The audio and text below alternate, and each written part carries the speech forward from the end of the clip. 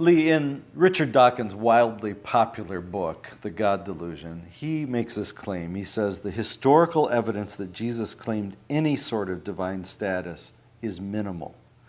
In your investigation and studies for the case for the real Jesus, what did you discover on this? What's your response to that? Yeah, it's just one of many assertions that Richard Dawkins makes in his book that is just not true.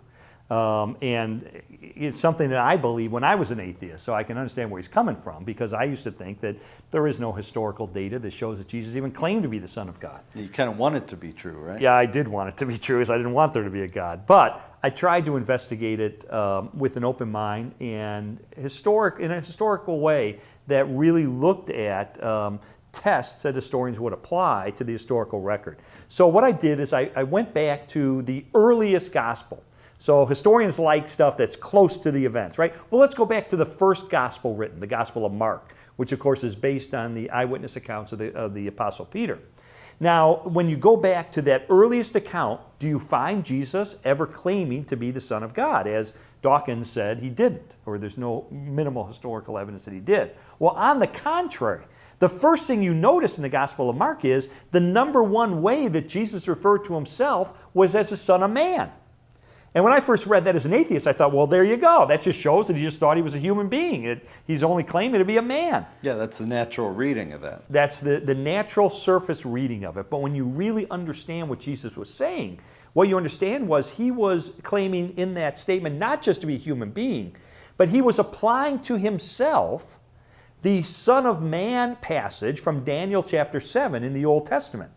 In that passage, the Son of Man is not merely a human being, but he is divine in nature. He has authority, he has sovereignty, he's worshiped by all people, he's eternal, he judges humankind. All of those are attributes of God. So that's all loaded in that little phrase, Son of Man. In that phrase, Son of Man, Jesus' audience understood he was claiming to be more than just a human being.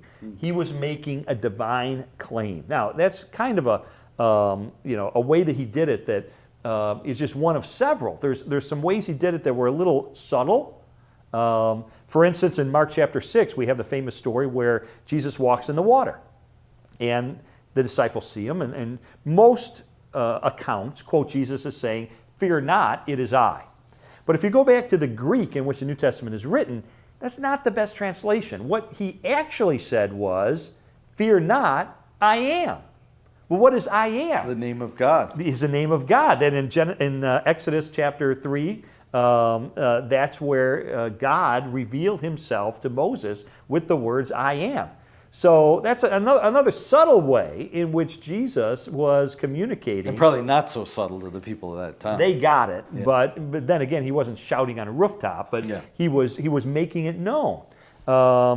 Now, you can go to a more obvious way in which he claimed it during the trial of Jesus. Again, we're in the Gospel of Mark, and the high priest says, "Are you the Christ, the Son of the Blessed One?" And the first two words out of his mouth are, "I am." And then he says, "And you will see me sitting on the right hand of the Mighty One and coming in the clouds of heaven."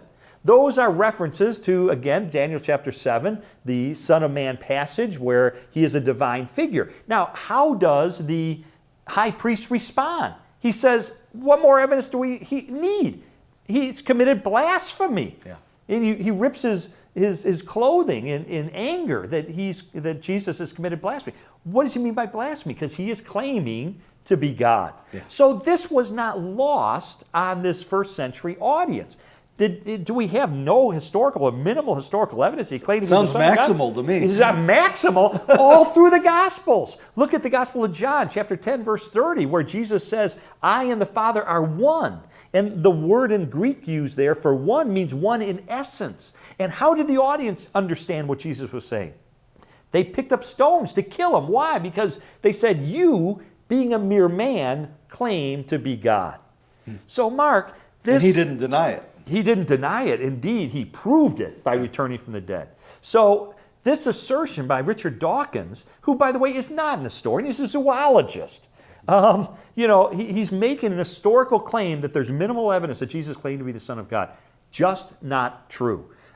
Jesus made it clear, sometimes in a subtle way, sometimes in a completely overt way, but repeatedly in these writings which historians have tested and determined to be reliable that date back right there to the first century. The Gospel of Matthew, Mark, Luke, and John, again and again, he makes clear he's making the claim he's the Son of God. Now, having said that, and having disproven Dawkins, we have to say anybody can claim to be the Son of God. You could, I could, anybody can make the claim. I've met people that made that claim. I have too. When I was an investigative reporter at the Chicago Tribune, we did a lot of work in mental institutions. You probably met many things. Jesuses. I met many people who claim to be God. There's no shortage of them. Yeah. But why didn't anybody believe him? Because they didn't have any credentials. Right. Jesus had credentials. His greatest credential is that he died and he returned from the dead. And in my book, The Case of the Real Jesus, I set up forth the evidence for those things. And if he not only claimed it, contrary to Dawkins, if he claimed it, and we can know that historically, and if he did return from the dead, and Mark, I'm telling you, the historical evidence, even if you base it on the minimal facts that virtually every scholar, including the skeptics, will accept as being true, which is how I present it in The Case for the Real Jesus, we have a solid case that the resurrection is true. Well, what's the verdict then? To me, the verdict in the case for the real Jesus is the real Jesus is who we claim to be, the one and only, the unique Son of God.